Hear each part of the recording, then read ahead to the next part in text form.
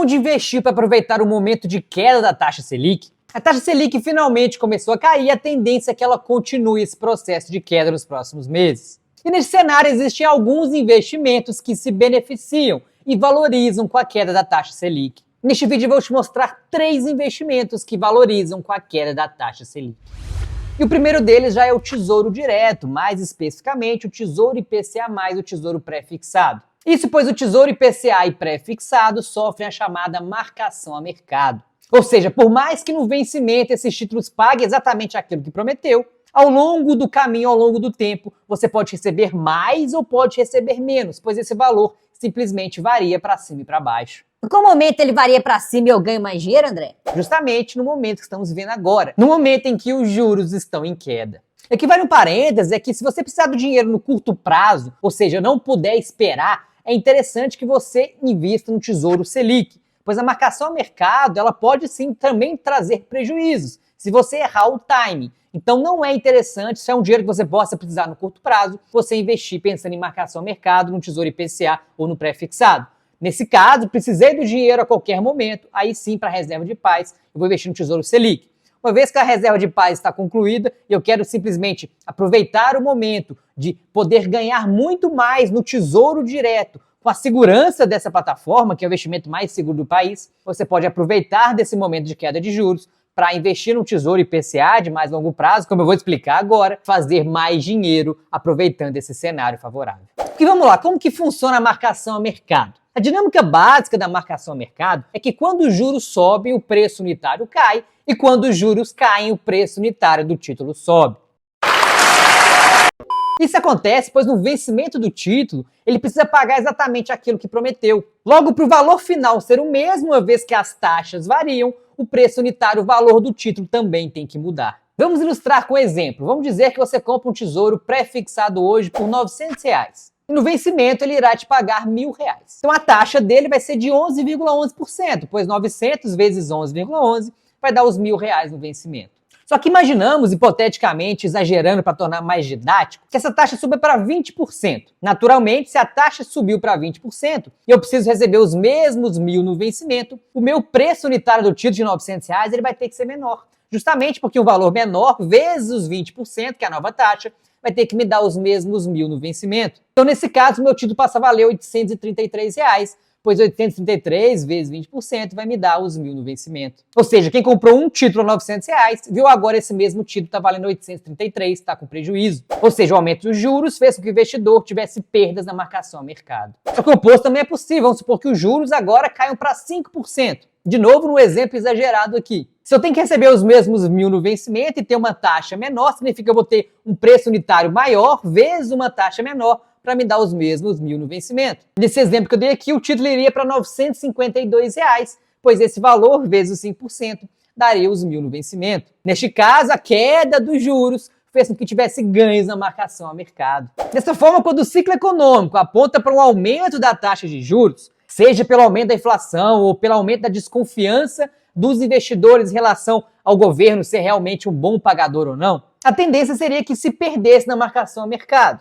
Logo, não seria interessante se expor a esses títulos pré e IPCA. Porém, quando o ciclo econômico aponta para uma queda dessa taxa de juros, a tendência é que se ganhe na marcação a mercado, ou seja, que seja interessante você se expor a títulos pré e vinculados ao IPCA. E outro ponto importante a se destacar são os prazos, ou seja, quanto mais longo o prazo do meu título, quanto mais longo o vencimento do meu título, mais tempo para coisas acontecerem e maior, portanto, é a marcação a mercado. Ou seja, maior vai ser essa volatilidade no título ao longo do tempo. Vamos ver na prática aqui como funciona. Eu estou aqui no site do Tesouro Direto, na parte justamente dos títulos, então eu estou aqui vendo os títulos que tem disponíveis, ó, e vou simplesmente descer aqui embaixo o histórico do preço e taxa para a gente mostrar exatamente essa variação de mercado acontecendo na prática. Vou pegar aqui um título mais longo, vou pegar o 35 aqui, por exemplo, para a gente ver realmente o efeito da marcação a mercado ao longo do tempo. Vou colocar aqui, ó, todos os anos, e vamos ver aqui o preço e a taxa, a variação delas. Olha só como que o preço do título, ele variou lá em 2010 e foi variando. Olha como é que existe aqui o gráfico, você olha para esse gráfico, parece gráfico até de renda variável, de tanto que ele varia. E perceba que a taxa ao longo desse tempo, ela está inversamente proporcional aqui, a grosso modo. Então, a gente tem, por exemplo, aqui, ó, vamos pegar duas datas específicas, né? Vamos pegar aqui a data aqui mais embaixo, aqui, ó, 23/3/2020, né? O título que custava R$ 1.597,44. Então, nessa taxa aqui, desse dia aqui, ó, é o mesmo dia que eu peguei aqui nesse gráfico, eu tenho uma taxa de R$ 4,95. O que aconteceu depois disso? Eu tenho a taxa, caiu imediatamente depois, né? Imediatamente antes a taxa subiu e depois a taxa caiu. E no preço lá, ó, exatamente esse ponto aqui, antes a taxa estava alta, então a taxa caiu, a taxa estava baixa, perdão, aí a taxa simplesmente subiu e o preço caiu. Depois desse ponto aqui, o que aconteceu com a taxa aqui, voltando para cá, ó, o que aconteceu com a taxa caiu, o que aconteceu com o preço subiu, né? Então, basicamente, se você olhar aqui desde o começo, né, e vou vendo aqui a evolução, a gente vê que teve um aumento do preço e proporcionalmente eu vou ter uma diminuição da taxa. Pega aqui agora, ó, em março de 23, eu tinha uma taxa de 6,48, ela já caiu para 5,12. O que acontece com o título ao mesmo tempo, ó, estava em 1.876 e agora já está em 2.300, ou seja, já está havendo um ganho na marcação a mercado. Por quê? Porque as taxas já começaram a diminuir.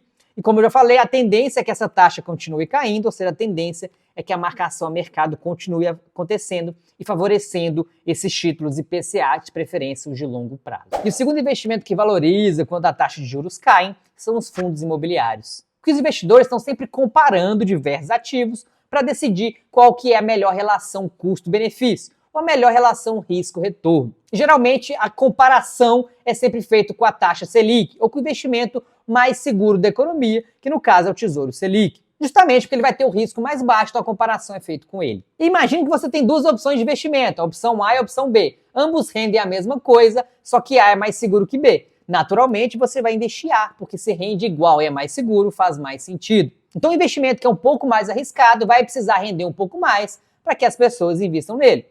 Ah, agora eu entendi!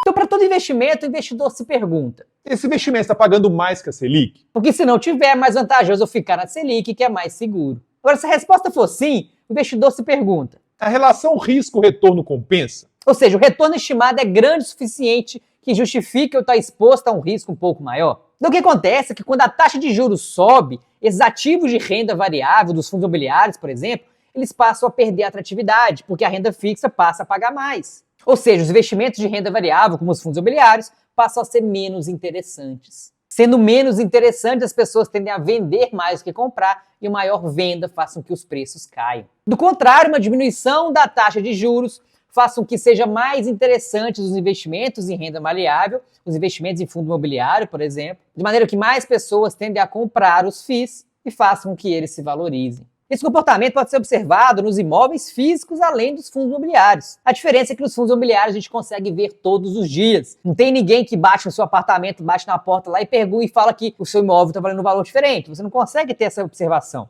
Agora, nos fundos imobiliários é possível, você consegue ver essa variação dos preços conforme a taxa de juros varia. Porque na prática, o rendimento de um fundo imobiliário ele é chamado de dividend yield, que nada mais é do que a relação entre os dividendos pagos pelo fundo e o preço desse fundo no mercado. Então, por exemplo, se o investimento está pagando, se o fundo imobiliário está pagando lá R$5 de provento e custa no mercado R$100, significa que o dividend yield dele vai ser de 20%. E se eu tinha uma taxa Selic em julho, por exemplo, de 13,75 e um dividend yield de um fundo imobiliário hipotético aqui de 20%, vale a pena você investir num fundo imobiliário porque você está tendo um retorno bem maior. Agora, se a Selic diminuísse, percebe que vai ficar ainda mais interessante investir nesse fundo imobiliário? Porque a diferença entre a Selic e esse fundo imobiliário, que paga 20% nesse exemplo aqui, ficaria maior, ou seja, com o mesmo risco. Então, valeria mais ainda a pena eu investir nesse fundo imobiliário hipotético aqui. Daí o mercado todo percebe isso, começa a comprar mais o fundo imobiliário, que na prática acaba subindo de preço. Ou seja, nessa relação que eu mostrei aqui, dividend yield igual a provento sobre o preço,